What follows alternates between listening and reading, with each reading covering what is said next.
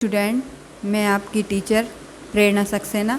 आज हम कक्षा 6 सामाजिक विज्ञान इकाई 3 में जो दिया है भाग नागरिक शास्त्र, उसका अध्ययन करेंगे। ठीक है ना। जिसका विषय है, पाठ का नाम है एक प्रजातांत्रिक सरकार के मुख्य तत्व। ठीक है ना। तो अब अपन अध्ययन करते हैं। आप लोग अपनी बुक ओपन करके, मैं पढ़ रही हूँ, आप लोग उसमें रीडिंग करिए मेरे साथ साथ। हमें यह जानना चाहिए कि एक प्रजातांत्रिक सरकार में हम सरकार के चलाने की प्रक्रिया में सामूहिक रूप से चुनाव के द्वारा हिस्सेदारी रखते हैं। ठीक है ना। हम अब जब चुनाव होते हैं तो हम सामूहिक रूप से प्रजातांत्रिक प्रक्रिया में सरकार चलाने में हिस्सेदारी रखते हैं। लोगों के द्वारा चुने गए सभी प्रतिनिधि एक सामूहिक रूप में लिए गए निर्णय में सम्मिलित होते हैं। जो निर्णय लिए जाते हैं, जो नियम बनाए जाते हैं, उनमें हम सामूहिक रूप से एकत्रित उसमें शामिल रहते हैं। सरकार के निर्माण में लोगों की हिस्सेदारी। प्रजातांत्रिक सरकार में जनता एक बड़ी महत्वपूर्ण भूमिका निभाती है। उसका मत बहुत महत्वपूर्ण, मत माने राय माने वोट। ठीक है। और इसकी अवहेलना नहीं की जा सकती है। जनता प्रत्यक्ष या अप्रत्यक्ष रूप से सरकार को चलाने की प्रक्रिया में अपने द्वारा चुने गए प्रतिनिधियों के माध्यम से हिस्सा लेती है। जनता कैसे हिस्सा बनती है, अब ये जानेंगे। किसी एक देश के नागरिक सरकार के कार्यों में कई प्रकार से भागीदार बन सकते हैं। सभी नागरिक जिन्होंने 18 वर्ष की न्यूनतम आयु प्राप्त कर ली हो, मतलब पूरी कर ली हो, अपने प्रतिनिधि को चुनने का अधिकार रखते हैं, यानी कि अपने प्रतिनिधि का चुनाव कर सकते हैं। यह दर्शाता है कि वे सरकार के कार्यों में चुनाव के माध्यम से रुचि लेते रहे हैं। सरकार द्वारा चुनावों का नियमित अंतराल पर आयोजन किया जाता है। इसमें लोग के पास सर्वोच्च शक्ति विद्यमान होती है। भारत में लगभग 60% जनसंख्या इसमें हिस्सा लेती है। एक प्रजातांत्रिक सरकार यह सुनिश्चित करती है कि जनता के हितों का पूर्ण रूप से ध्यान रखा जाए। सरकार को बदला जा सकता है अथवा प्रतिस्थापित किया जा सकता है। यदि वह देश व जनता की भलाई के कार्यों को करने में असफल होती है तो उसको बदला भी जा सकता है या उसका प्रतिस्थापन भी कर दिया जा सकता है। सरकार के द्वारा अपनाई गई नीतियों और क्रियान्वयन कार्य आलोचना के लिए खुले हैं। मतलब जो सरकार द्वारा जो नीतियां बनाई जाती हैं, उसकी आलोचना भी की जा सकती है और उसकी नीतियों का खंडन भी किया जा सकता है। आम जनता सरकारी नीतियों के बारे में अपने दृष्टिकोण को व्यक्त करने के लिए पूर्ण स्वतंत्र है। जनता पूरी तरह से स्वतंत्र है। सरकार को भी लोगों के दृष्टिकोणों अथवा मतों पर ध्यान देना आवश्यक हो जाता है। चुनाव के द्वारा चुने गए प्रतिनिधियों को भी जो सरकार को चलाते हैं, अपने दायित्वों को समझना चाहिए। उन्हें देश के नागरिकों की भलाई के लिए काम करना चाहिए। वे अपने कार्यों के लिए उत्तरदायी होते हैं, अतः उनके द्वारा किए गए कार्यों का भी निरीक्षण होता रहता है। अतः चुने गए प्रतिनिधि नागरिकों के प्रति अपने कार्यों के लिए उत्तरदायी होते हैं।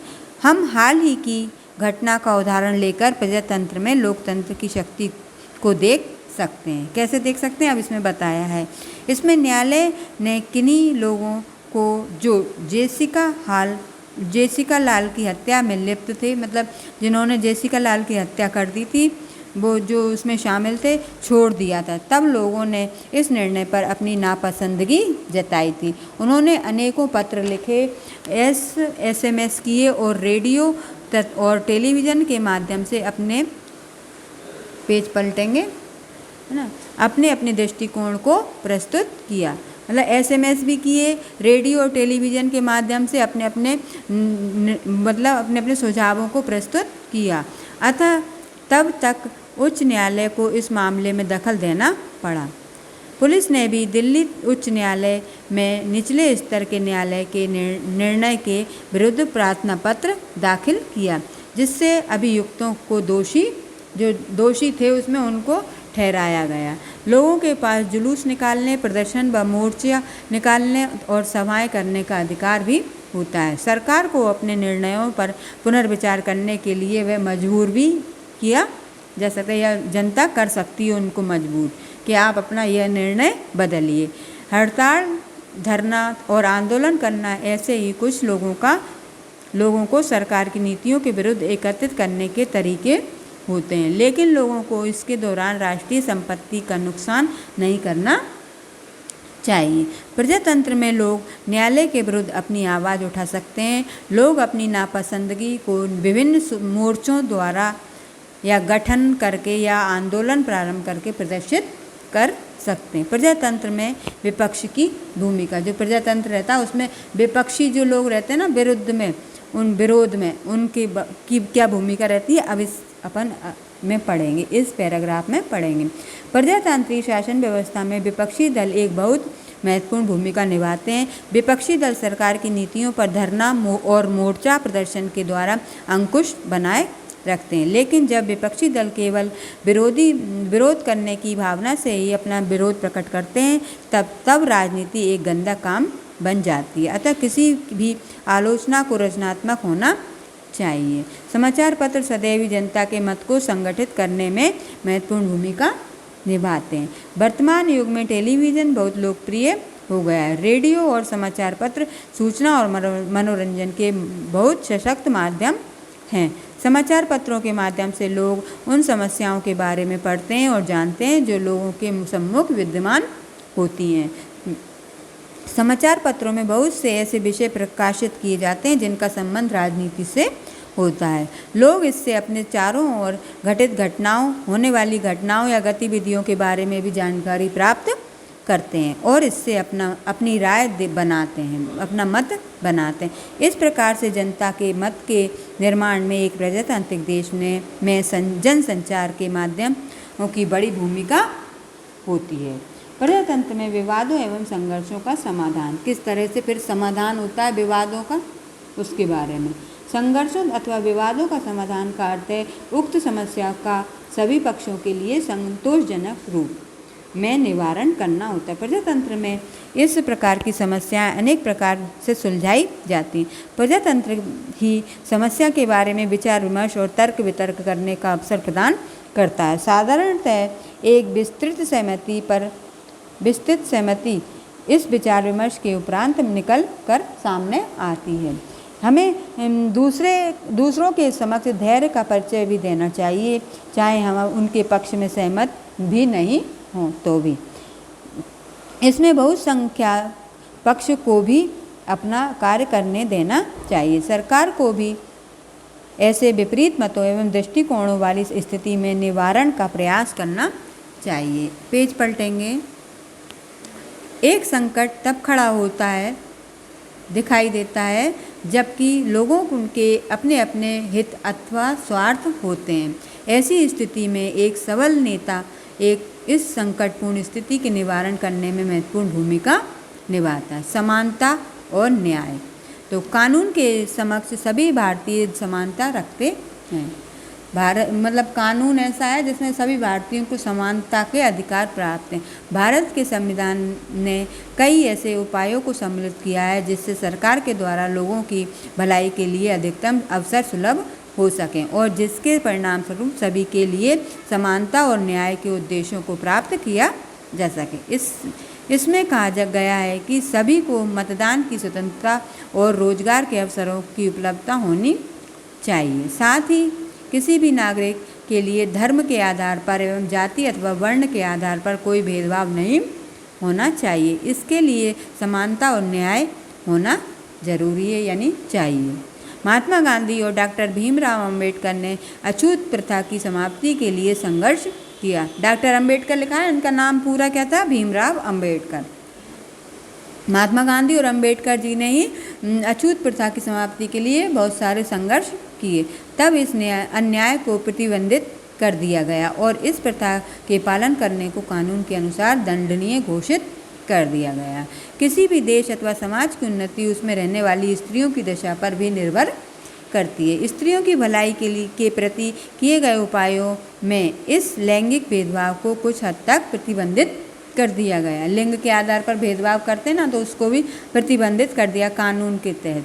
लेकिन अभी भी भारत में स्त्रियों की दशा सुधारने में हो रही अवहेलना जारी है। छोटी बच्चियों का जन्म अभी भी कुछ परिवारों में साधारणतः अशुभ समझा जाता है। अधिकांशतः घरों में एक छोटी बच्ची एक लड़के की अपेक्षाकृत समान सुविधाएं एवं देखभाल नहीं पाती है। सरकार ने स्त्रियों की भलाई के लिए बहुत से कानूनों को पारित किया है। भारतीय सरकार ने बहुत से ऐसे उपाय किए हैं जिसमें समाज की अनुसूचित जातियां, अनुसूचित जनजातियां, अल्पसंख्यकों एवं अन्य कमजोर वर्ग के लोगों के हितों की रक्षा हो सके। सभी देशों के नागरिक स्वतंत्र पैदा हुए हैं और उनको समान अधिकार प्राप्त हैं। भारतीय संविधान लोगों को बहुत से अधिकार प्रदान करता है, जैसे समानता का अधिकार, धार्मिक स्वतंत्रता का अधिकार और शिक्षा का अधिकार।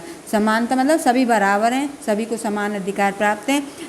धर्म की भी स्वतंत्रता है, जो जिस धर्म का है उसे अपनी धर्म की पूजा पाठ रीति रिवाज मानने का अधिकार है। और शिक्षा का अधिकार तो सभी धर्मों को दिया है। ठीक है, ये आपका अध्याय समाप्त होता है। अब अपन स्मरणीय बिंदुओं को पढ़ते हैं। स्मरणीय बिंदुओं में पहला दिया है, जनता प्रत्यक्ष एवं अप्रत्यक्ष रूप से सरकार को चलाने की प्रक्रिया में अपने द्वारा चुने गए प्रतिनिधियों के माध्यम से हिस्सा लेती है। आम जनता सरकारी नीतियों के बारे में अपने दृष्टिकोण को व्यक्त करने के लिए महत्वपूर्ण मतलब स्वतंत्र है, पूर्ण तरह स्वतंत्र है। प्रजातंत्रीय शासन व्यवस्था में विपक्षी दल एक महत्वपूर्ण भूमिका निभाते हैं। विपक्षी दल सरकार की नीतियों पर धरना और मोर्चा प्रदर्शन के द्वारा अंकुश बनाए रखते हैं। समाचार पत्र सदैव ही जनता के मतों को संगठित करने में महत्वपूर्ण भूमिका निभाते हैं। रेडियो और समाचार पत्र सूचना और मनोरंजन के बहुत सशक्त माध्यम हैं। संघर्षों और विवादों का समाधान का अर्थ है उक्त समस्या का सभी पक्षों के लिए संतोषजनक रूप से निवारण करना होता है। भारत के संविधान में कई ऐसे उपायों को सम्मिलित किया है जिससे सरकार के द्वारा लोगों की भलाई के लिए अधिकतम अवसर सुलभ हो सकें एवं जिसके परिणाम स्वरूप सभी के लिए समानता और न्याय के उद्देश्यों को प्राप्त किया जा सके।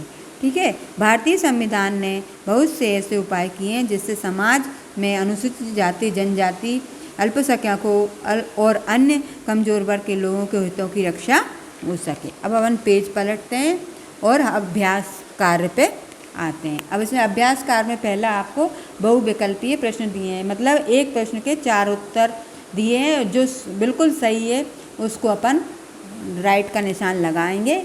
ठीक है, अब मैं पढ़ना शुरू करती हूँ, आप लोग अपनी किताब में देखिए। पहला है, सभी भारतीय खालिस्तान के समक्ष समान हैं। इसमें अब जो दिए हैं वो पहला दिया है उत्तर राजा, दूसरा नेता, तीसरा रानी और चौथा नंबर पे कानून। तो अपन क्या भर देंगे इसमें, कानून। सभी भारतीय कानून के समक्ष समान हैं, जैसा कि हमने पाठ में भी पढ़ा है अध्याय में। ठीक है, तो इसमें कौन सा उत्तर सही लगेगा, कानून। प्रश्न नंबर 2 है, लोग अपने खालिस्तान को व्यक्त करने के लिए स्वतंत्र हैं। लोग अपने किसको व्यक्त करने के लिए स्वतंत्र हैं, तो अब हम इसमें से जो सही उत्तर है उस पर भी निशान लगाएंगे, लेकिन पहले पढ़ देती हूँ। 4 जो ऑप्शन दिए हैं, पहला दिया है हिंसा, नंबर 2 दिया है दृष्टिकोण, नंबर 3 है तानाशाही और नंबर 4 इनमें से कोई नहीं। तो लोग अपने को व्यक्त करने के लिए स्वतंत्र हैं। क्या, किसको व्यक्त करने के लिए, दृष्टिकोण को। तो अपन दृष्टिकोण जो दूसरे नंबर पे दिया उस पर टिक्का या राइट का निशान लगाएंगे। तीसरा प्रश्न है बहुविकल्पीय, खालिस्तान नियमित अंतराल पर आयोजित होते हैं। क्या होते हैं नियमित अंतराल पर आयोजित, पहला इसमें दिया है मेले, दूसरा बाजार, तीसरा चुनाव और इनमें से कोई नहीं चौथा दिया है। तो अपन क्या लिखेंगे इसमें, चुनाव। चुनाव नियमित अंतराल पर आयोजित होते हैं। ठीक है, अब इसके बाद चौथा नंबर का विकल्प है, खालिस्तान सरकार में लोग एक महत्वपूर्ण भूमिका निभाते हैं। तो पहला दिया है प्रजातंत्र, दूसरा दिया है राजशाही, नंबर 3 पे तानाशाही, नंबर 4 पे इनमें से कोई नहीं। तो अपन क्या भर देंगे, प्रजातंत्र। प्रजातंत्र भरेंगे। प्रजातंत्र सरकार में लोग एक बहुत महत्वपूर्ण भूमिका निभाते हैं। ठीक है, इसके बाद विकल्प प्रश्न नंबर का 5वां दिया, प्रजातंत्र में खालिस्तान अपनी आवाज़ को अन्याय के विरुद्ध उठा सकते हैं। अपनी आवाज़ को अन्याय के विरुद्ध उठा सकते हैं, वो कौन है, 4 ऑप्शन दिए हैं वो पढ़ती हूँ मैं।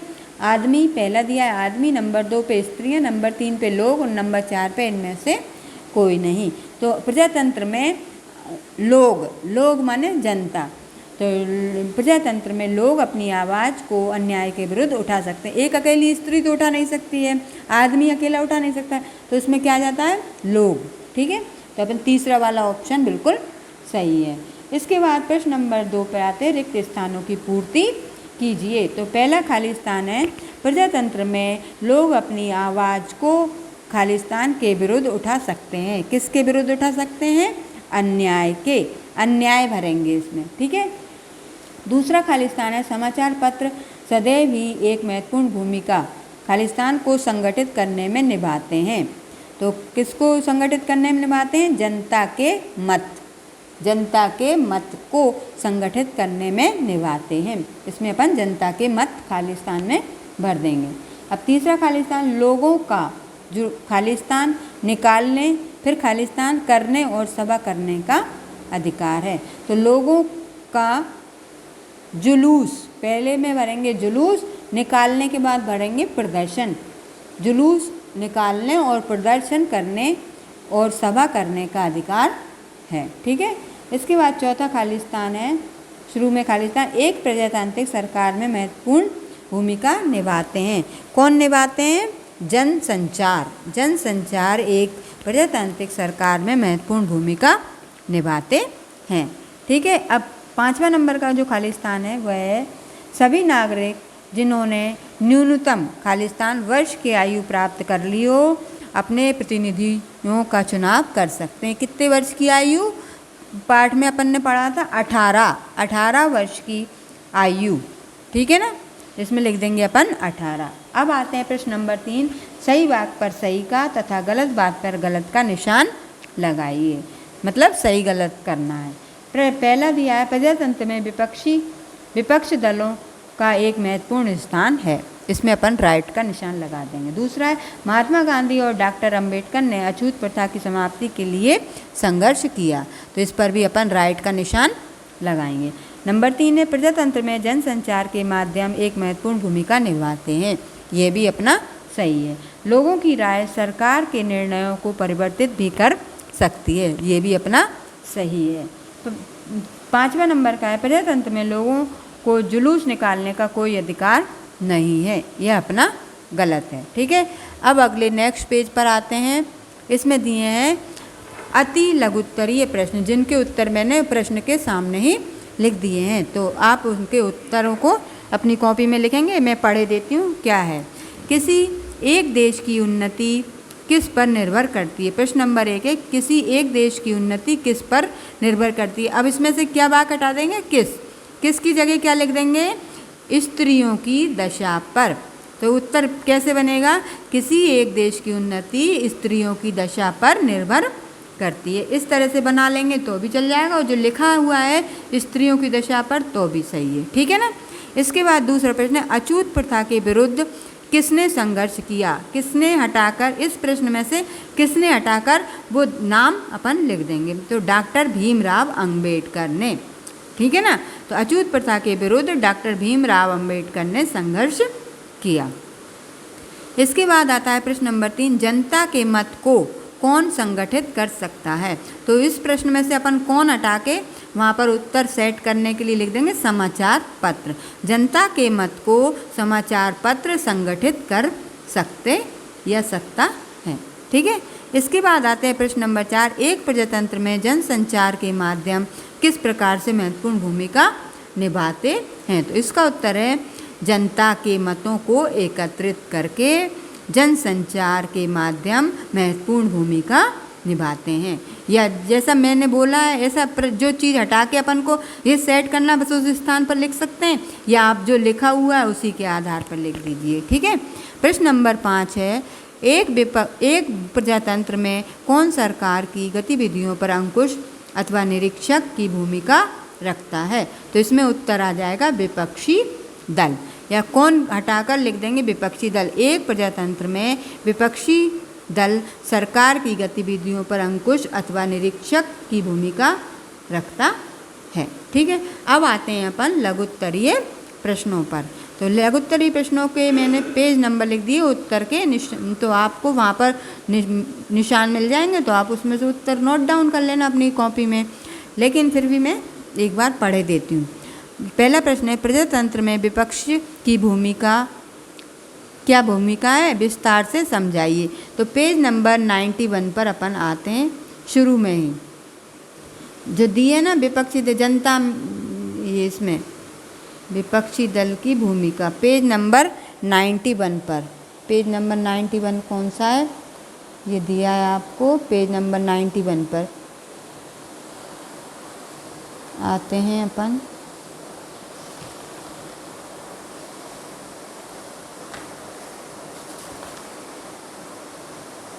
नहीं सॉरी, हाँ जी दिया है ना, चौथा, हाँ ये 91 स्मरणीय बिंदु में दिया है, स्मरणीय बिंदु में 91 पर लगा है ना। प्रजातांत्रिक शासन व्यवस्था में विपक्षी दल एक महत्वपूर्ण भूमिका निभाते हैं। विपक्षी दल सरकार की नीतियों पर धरना और मोर्चा प्रदर्शन के द्वारा अंकुश बनाए रखते हैं। ठीक है ना, ये उत्तर है आपका। इसके बाद आते हैं प्रश्न नंबर 2। प्रश्न नंबर 2 है, लोगों के पास क्या विकल्प है जब उनके द्वारा चुने गए प्रतिनिधि को संतुष्टि प्रदान नहीं कर पाते। तो पेज नंबर 89 पर आएंगे अपन, पेज नंबर 89 पे आते हैं अपन। तो पेज नंबर 89, जनता कैसे हिस्सा बनती है, ये दिया है ना इसमें छोटा सा। एक प्रजातांत्रिक सरकार ये सुनिश्चित करती है कि जनता के हितों का पूर्ण रूप से ध्यान रखा जाए। सरकार को बदला जा सकता है अथवा प्रतिस्थापित किया जा सकता है यदि वह देश या जनता की भलाई के कार्यों को करने में असफल होती है। ये तीन लाइन का आपका उत्तर है। ठीक है, अगर अगला चलते हैं, प्रश्न नंबर क्या है, चौथा। आपको क्या लगता है कि लोकतंत्र हमारे लिए महत्वपूर्ण है। इसका पेज नंबर 91 पर आएंगे अपन। ऊपर जो पैरा कहते हैं जनता और न्याय, यहाँ से लिखेंगे भारत के संविधान ने ऐसे उपायों को सम्मिलित किया जिसमें सरकार के द्वारा लोगों की भलाई के लिए अधिकतम अवसर सुलभ हो सके एवं जिसके परिणाम स्वरूप सभी के लिए समानता और न्याय के उद्देश्यों को प्राप्त किया जा सके। इसमें कहा गया है कि सभी को मतदान की स्वतंत्रता और रोजगार के अवसरों की उपलब्धता होनी चाहिए। साथ ही किसी भी नागरिक के लिए धर्म के आधार पर, जाति अथवा वर्ण के आधार पर कोई भेदभाव नहीं होना चाहिए। इसके लिए समान और न्याय होना चाहिए। ठीक है, ये आपका तीसरा लघु उत्तरीय प्रश्न समाप्त होता है। इसके बाद चौथा नंबर का प्रश्न है, एक निश्चित समय अंतराल के बाद चुनाव क्यों होने चाहिए। तो पेज नंबर 90 यानी 90 पर ये दिया है आपको, चौथा दिया है ना, प्रजातंत्र में विपक्ष की भूमिका। ये नीचे सबसे पैराग्राफ दिया है, इसमें लोग इससे अपने चारों ओर घटित होने वाली विभिन्न गतिविधियों के बारे में जानकारी प्राप्त करते हैं और इससे अपना मत रखते हैं। इस प्रकार से जनता के मत के निर्माण में प्रजातांत्रिक सरकार जन भूमिका निभाती है। ठीक है ना, ये आपका दिया हुआ है। इस तरह से आपके ये दीर्घ वाले प्रश्न पूरे होते हैं। अब अपन आते हैं दीर्घ वाले प्रश्नों पर, सॉरी लघु पूरे होते हैं। इसके बाद दीर्घ प्रश्न जो 3 दिए हैं, किस तरीके को वर्णित कीजिए, किसी एक तरीके को वर्णित कीजिए जिसके अंतर्गत आम जनता सरकार के कार्य व्यवहार में हिस्सा लेती है। पेज नंबर 89 पर, पेज नंबर 89 पर जो दिया है ना पैराग्राफ, जनता कैसे हिस्सा बनती है, ये पूरा पैराग्राफ आपको लिखना है इसका। ठीक है ना। इसके बाद प्रश्न नंबर दूसरा दीर्घ का क्या है, प्रश्न नंबर दूसरा, समाज में विवाद क्यों जन्म लेते हैं, ऐसे विवादों का निवारण किस प्रकार किया जा सकता है। तो पेज नंबर 90 पर आते हैं अपन। तो ये विवाद वाला जो दिया है पॉइंट, ये पूरा निशान लगा लीजिए आप। कहाँ तक चलेगा जी आपका, 91 तक। ऊपर जो लाइन दी ना, महत्वपूर्ण भूमिका निभा सकता है। ठीक है। इसके बाद प्रश्न नंबर 3 जो है दीर्घ का, देश के नागरिक सरकार के कार्यों में किस प्रकार अपना योगदान दे सकते हैं। तो पेज नंबर 90 पर, पेज नंबर 90 पर आएंगे। ये ऊपर प्रजातंत्र में विपक्ष की भूमिका जो दिया है, उसमें नीचे वाले वर्तमान युग में टेलीविज़न बहुत लोकप्रिय हो गया है। रेडियो और समाचार पत्र यहाँ से लेके माध्यमों की बड़ी भूमिका निभाते हैं। दीर्घ का तीसरा है, लघु का चौथा भी है और दीर्घ का तीसरा भी है। इस तरह से अब आपका ये अध्याय कंप्लीट होता है। इसको आप अपनी कॉपी में लिख लीजिएगा। इसके बाद कंप्लीट करने के बाद फिर अपन अगली कक्षा में मिलेंगे। तब तक के लिए धन्यवाद।